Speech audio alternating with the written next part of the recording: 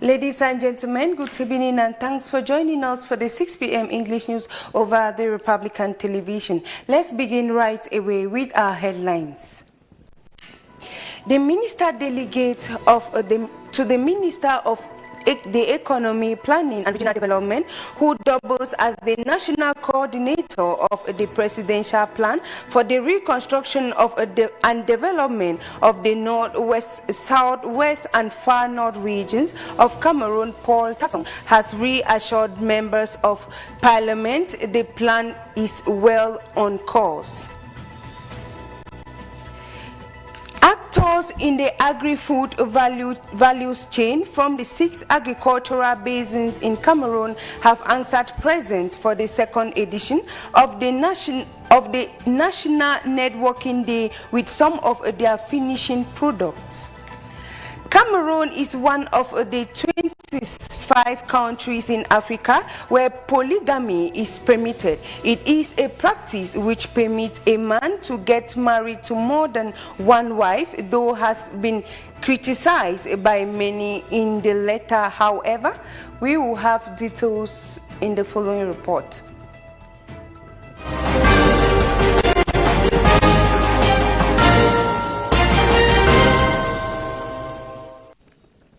Welcome back. We begin at the National Assembly, where the Minister Delegate to the Minister of the Economy, Planning and Regional Development, who doubles as the National Coordinator of the Presidential Plan for Reconstruction and Development of the Northwest, Southwest and Far North regions of Cameroon, Paul Tasson, has assured members of Parliament that the plan is well on course. He is currently answering questions from the Prime Ministers now. Speaking earlier today during a special plenary session aimed at providing ample information on the content and objectives of the plan, Paul Tasson was confident the plan will yield the desired fruit. Let's now listen to an excerpt of Minister Paul Tasson in his introductory statement this morning at the National Assembly, carefully selected to us by Camdi's television. Let's take a listen. And overall, the crisis in the two regions has led to a loss of some 0.8 percentage points of GDP growth at the national level in 2019. And in 2020, the situation improved from 0.8 percentage loss to 0.3 percentage loss. The branches of the economy most affected by the crisis are industries, export agriculture, transport, trade, and manufacturing. If I just take a little stop on transport, I'll say we try to track the evolution of transport fares from the capital cities of the two regions to all the main localities of the two regions. In some cases, transport fares exploded from 5,000 to 30,000 a fare, which is, we couldn't possibly bring everything into this presentation, which is a summary of the overall situation. So from the perspective of the national economy, the overall loss in terms of GDP in volumes stands at 421 billion francs. Actors in the agri-food values chain from the 6 agricultural basins in Cameroon have answered present for the second edition of the National Networking Day with some of their finished products.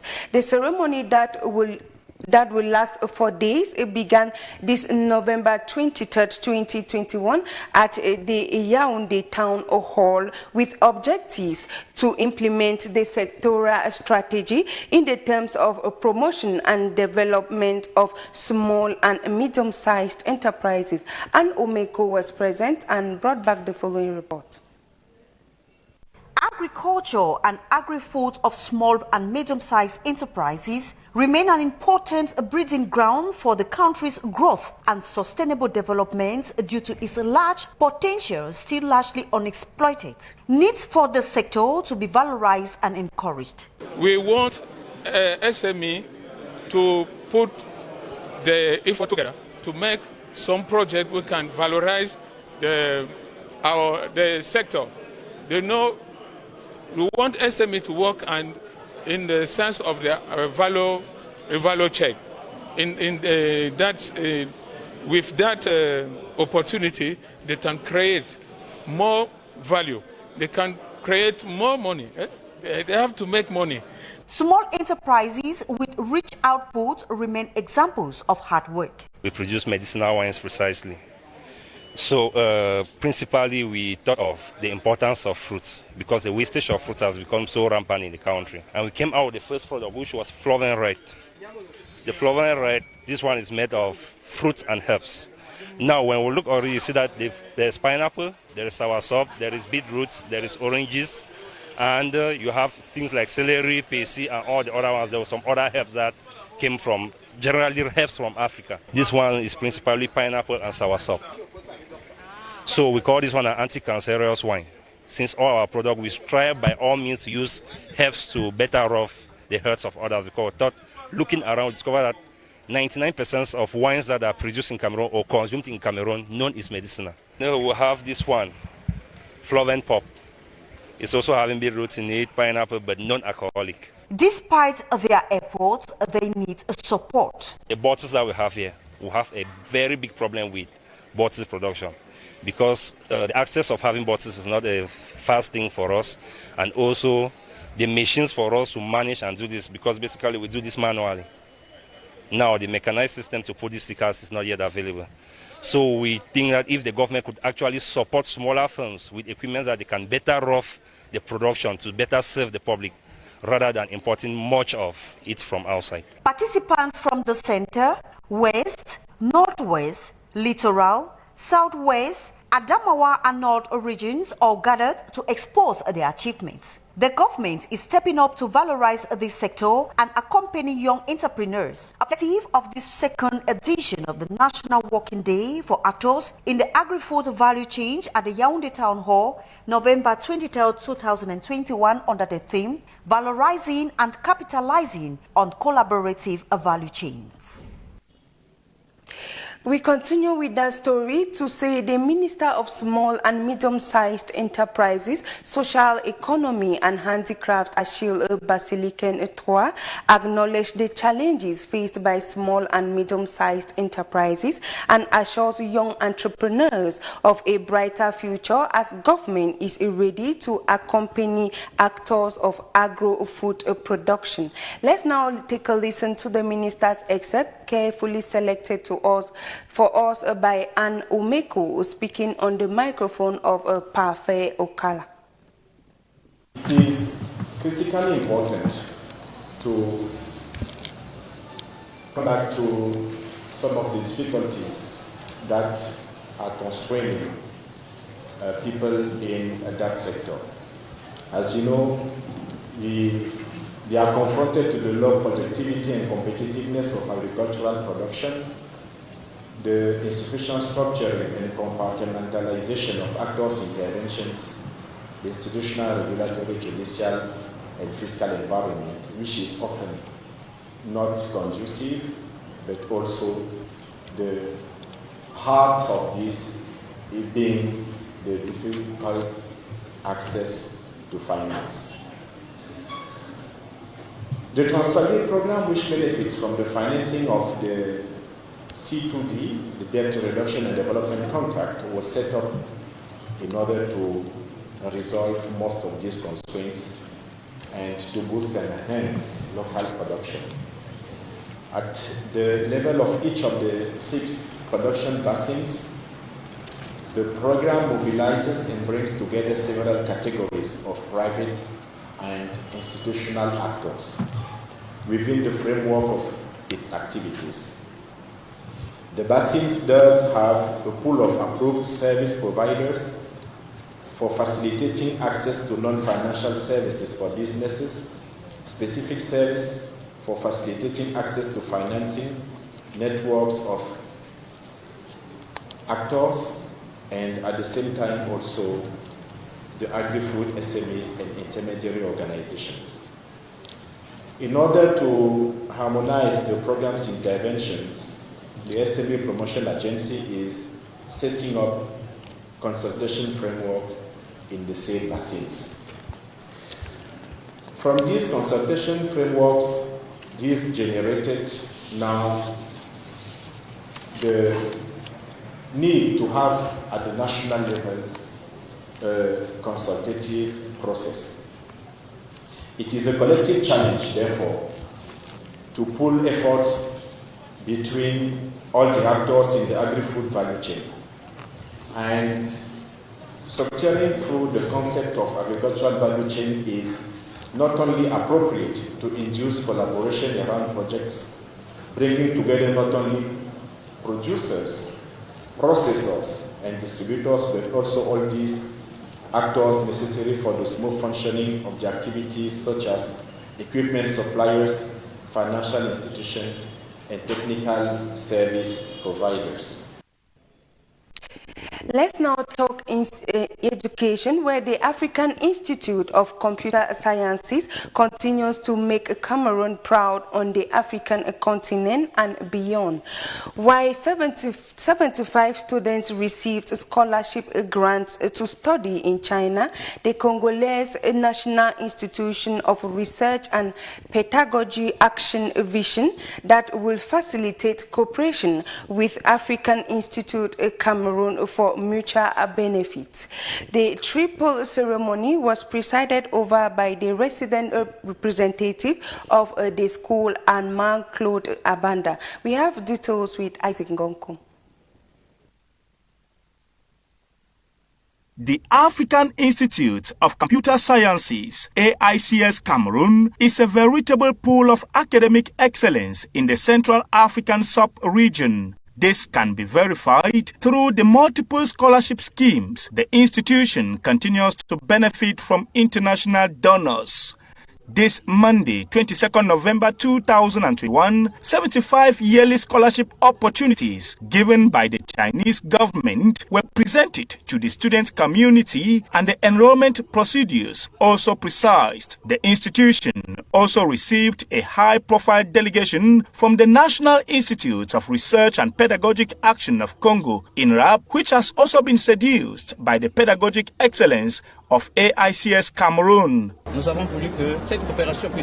We really wanted this cooperation agreement to come to fruition. We have taken dispositions that will permit 4 students every year we will come to study here at the African Institute of Computer Sciences beginning from the next academic year. They will be coming to learn infography and web design. The resident representative used the occasion to reiterate his commitment for excellence and international distinction.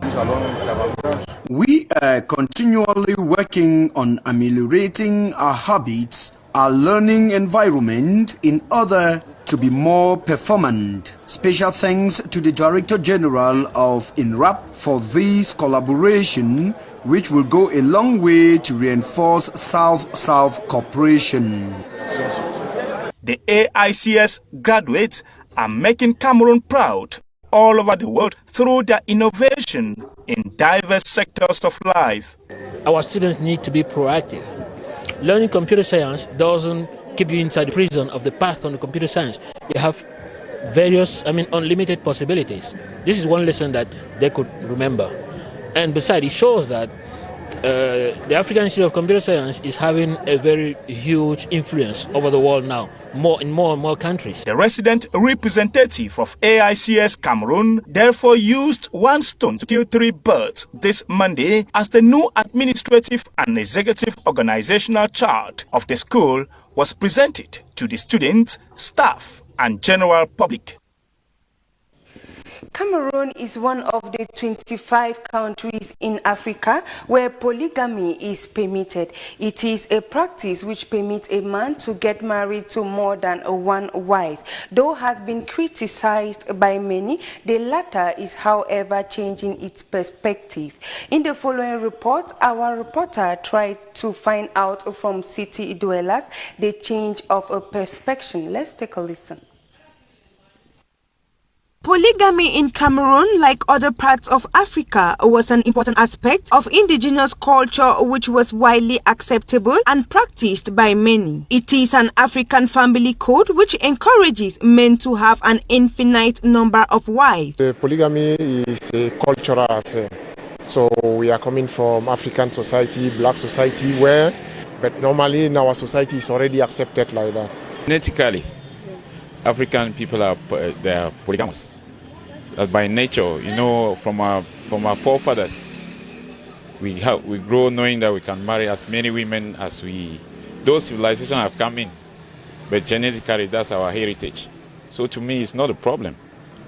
Though Christianity has a big role to play because you are of the Christian world now, you know that the Bible condemns it. But naturally, an African man, a black man, is genetically a polygamous person. This practice that was once severely criticized by the latter is changing its perspective. According to some people, it depends on the financial stability of the man to be able to take care of the wives and children. Nowadays it can be, but in the past, when our parents were getting married to so many wives, it was just a custom.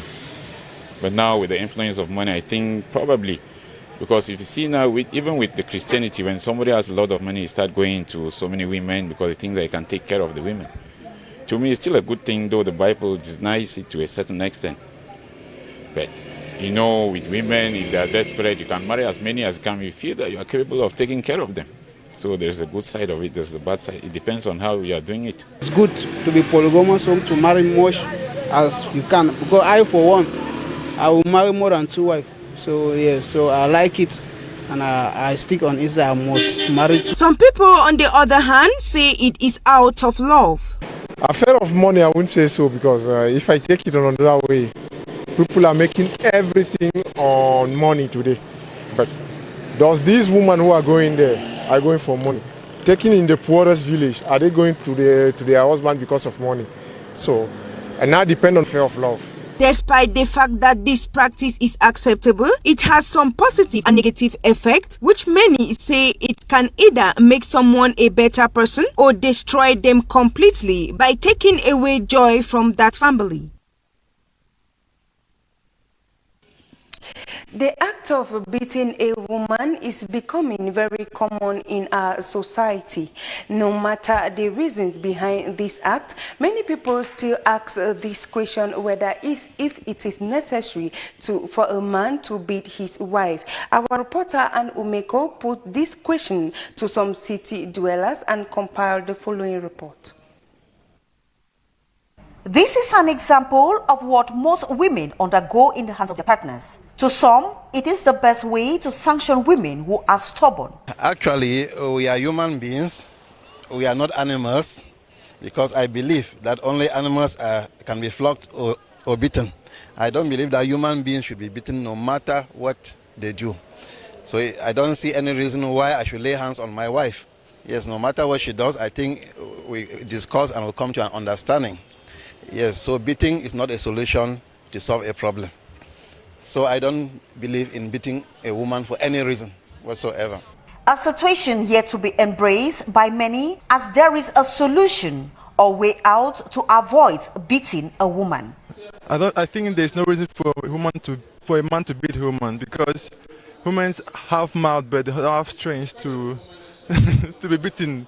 If I get angry when I'm with my woman, I just get out, go outside and do something that will make me not to be stressful again, and come back at home, like playing basketball or cooking or being with my friends outside, and then come back and it'll be all right. I think I'll calm down directly. Whatever the situation, dialogue remains a solution to many problems between partners. Many women are victims. Let's now talk of something else and very interesting, as Cameroon has had a habit of getting designs from other countries in order to bring their own designer ways. It is in this light that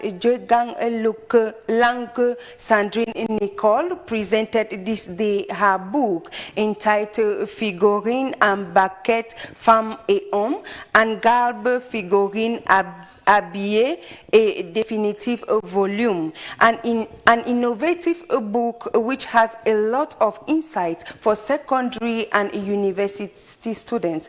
Ruth Fonyon was present and brought back the following report. Figurine en baguette femmes et hommes and Galbe figurine habillé et définitive, volume 1 and 2 respectively, is a book written by a young lady, Jiangang Lanke Sandrine Nicole, someone who has been passionate about art from her childhood. This book is a methodic guide destined for learners of the secondary school and university. It is believed that Cameroon before now got designs from the diaspora and as such could not easily bring out their own designs. But with this book, it will be possible to create or come up with designs in about 15 minutes, whereas some years back, designers took up to 3 hours to come out with a drawn design.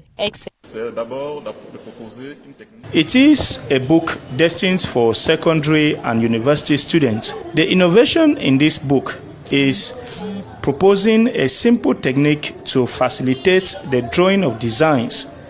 Before now, designs and techniques were imported from foreign lands, and it was really tedious for fashion designers. But with this new revolution, students can be able to propose a design within 15 minutes, whereas it could take hours before a good design is gotten before. The first volume of this book proposes a number of drawn designs labeled Canon Lanke, which symbolizes the digital value considered like a unit of measures permitting to ideologically divide human dressing from head to foot in order to obtain one's different parts. While the second volume, Le Galbe Figurine Habillé et Définitive, is inscribed in the continuity of volume 1, which presents the basis of drawing following the Canon Lanke style. It is important to note that from the year 2012 till today, this new drawing approach is taught in l'Institut Supérieur des Beaux-Arts chez Anta Diop, where the dedication ceremony of the book took place. Ladies and gentlemen, it is with that report from Ruth Fonyon that takes us to the end of our 6 p.m. English news over Camdis television. Meet Desiree Trésor Bonnet when it's exactly 8 p.m. for news in the French language. But until then, do stay tuned to interesting programs over Camdis television. Have a blessed weekend.